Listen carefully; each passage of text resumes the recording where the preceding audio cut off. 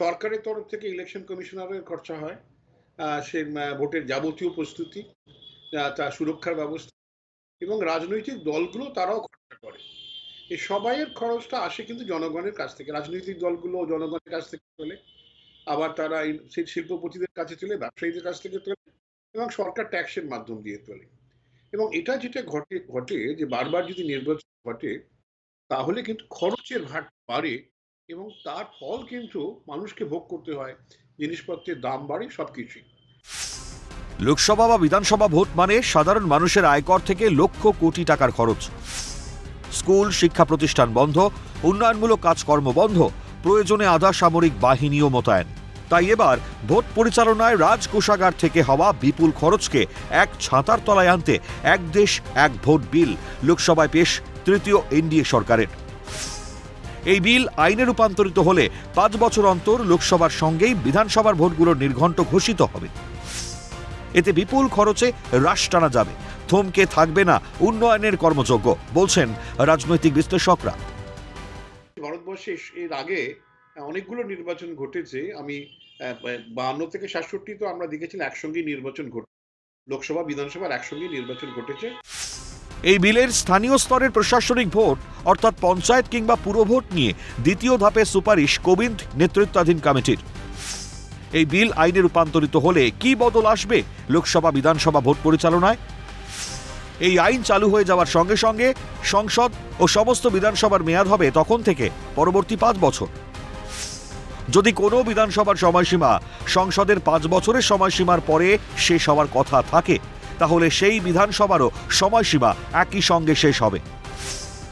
নির্বাচন কমিশন 5 বছরের এই মেয়াদ শেষ হওয়ার আগে একসঙ্গে সাধারণ নির্বাচন এবং বিধানসভা নির্বাচন করাবে।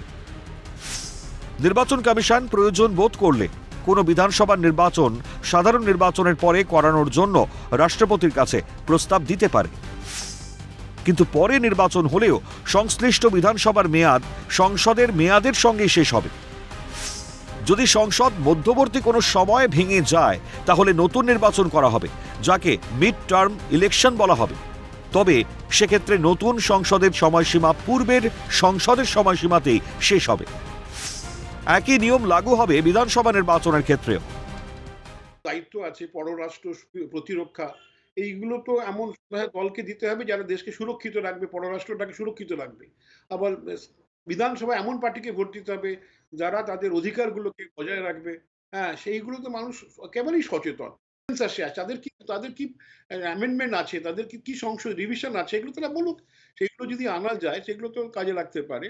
এবং এই যে ব্যাপারটা যে একটা বিধানসভা শেষ হয়ে গেল, তার টার্মের আগেই ভেঙে গেল বা কিছু হলো, পরবর্তী নির্বাচনটা হবে ওই অল্প সময়ের জন্য। তবে আইনে রূপান্তরিত করার আগে একাধিক সমস্যা এবং প্রতিবন্ধকতার মুখে পড়বে এই বিল। প্রথম প্রতিবন্ধকতাই হল সংবিধান সংশোধন। দ্বিতীয়ত, আঞ্চলিক দলগুলির চিন্তা হল আঞ্চলিক সমস্যাগুলিকে তুলে ধরতে পারবেন না।